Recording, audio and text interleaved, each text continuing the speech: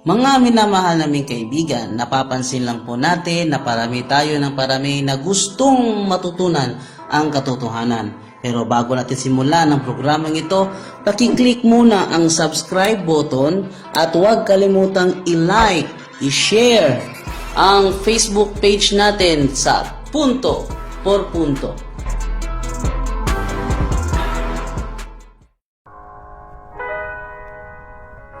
Nagdadalawang isip ka na ba sa iyong pananampalataya? Nalilito ka na rin ba sa pananampalatayang Katoliko? Huwag kang mag-alala sapagkat nandito na ang ating programang Punto por Punto. Ang programang ito ay sadyang inihanda namin para sa inyo upang masagot ang mga batikos sa pananampalatayang Katoliko. Punto por Punto.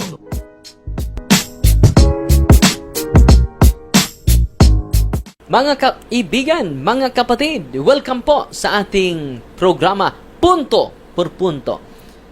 Episode 11 na po tayo. Ating tatalakayin ang isang punto upang mabigyang linaw ang ating mga mahal na kaibigan. Ating pakinggan ang ating mahal na kasama, Brother Jando Culango Alabado po. Good morning, Father. Ako po ay mahilig po magpanood ng mga video sa YouTube. At saka may napansin akong isang video na ginamit po ang ating aklat, yung A Treatise on the True Devotion to the Blessed Virgin. Ang ginamit po niya ay ang nasa pahina 14 kung saan ay ayon dito is Mary being altogether transformed into God by grace. Yun po ang kanya naka-highlighted portion. Ano po ba masasabi nyo dito, Father? So, magandang katanungan yan, Brother Jando. At ang binasa nila, isa lang linya, Brother Jando.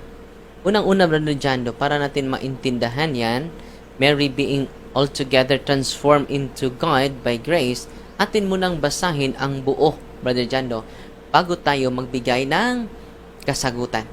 At doon po natin makita ang buong konteksto o intention sa author na si Saint Alfonso de Liguori. Atin basahin muna, Brother Jando. Ang sabi po dito, for Mary is infinitely below her son. Read mo na, Brother Jando. Mary is infinitely below her son. Her son. Who is God. So dito, sa unang pahayag lang, kitang-kita po na linaw po na si Mary is below, infinitely below to her son, who is God. Patuloy natin mabasahin, Brother Jando. And therefore, she does not command him.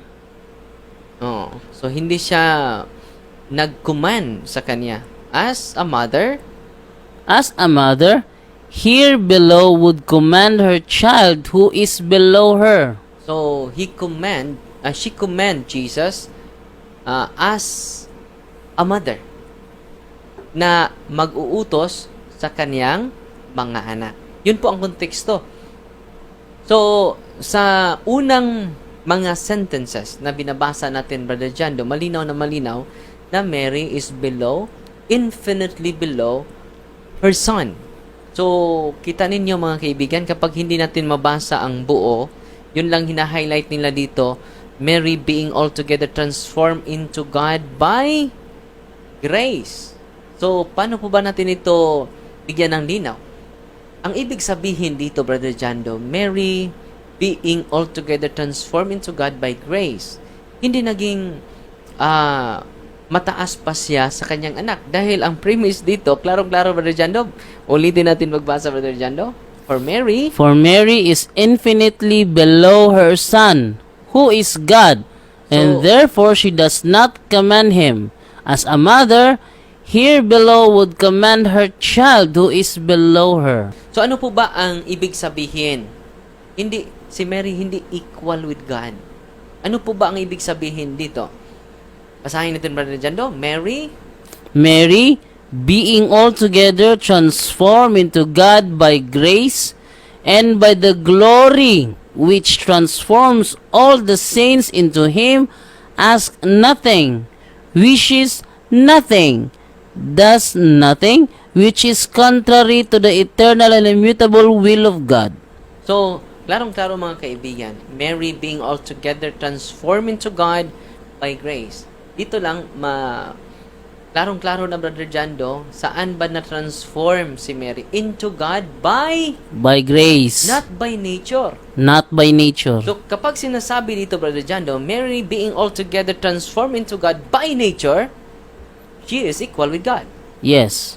But, ang ginagamit dito mga kaibigan, mga kapatid ko po, ay transform, Mary being altogether transformed into God by grace, not by nature. Dahil bakit ba ginagamit ni Saint Alphonsus dito, Brother Jando, by grace?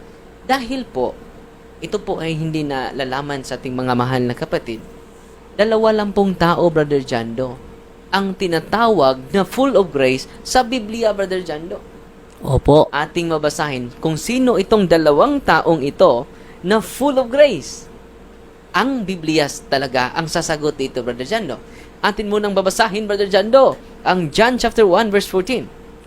And the Word was made flesh and dwelt among us, and we beheld His glory, the glory as of the only begotten of the Father, full of grace and truth. Ulitin ko, the Word was made flesh and dwelt among us. Patungkol ito kay Kristo. And we beheld His glory, the glory as of the only begotten of the Father, full of grace and truth. Sino ang tinutukoy dito, Brother Jando, na full of grace? Si Kristo po ang full of grace po Ang dyan. kanyang anak, who Opo. is also a God. So, yan po ang unang tao na tinatawag na full of grace sa Biblia.